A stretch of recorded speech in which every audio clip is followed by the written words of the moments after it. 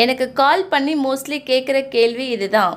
என்ன கேள்வி? என்னோடய வெயிட்டு குறையுது, ஃபேட்டு குறையல, என்னோடய பாடியும் ஷேப் ஆகல, இதுக்கு நான் என்ன பண்ணணும் அப்படின்னு சொல்லிட்டு நிறைய பேர் கேட்குறீங்க.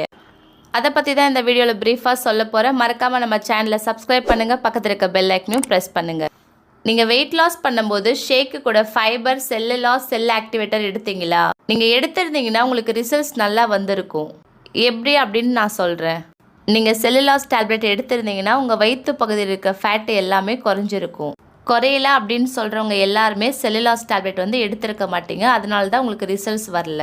இனிமேல் நீங்கள் வெயிட் லாஸ் பண்ண போகிறீங்கன்னா செல்லுலாஸும் ஆட் பண்ணி எடுங்க. நெக்ஸ்ட் பார்த்தீங்கன்னா ஃபைபர். ஃபைபர் அப்படின்னாலே நார்ச்சத்து. நார்ச்சத்து எந்த ஃபுட்டில் அதிகமாக இருக்குன்னா கீரையில் இருக்குது.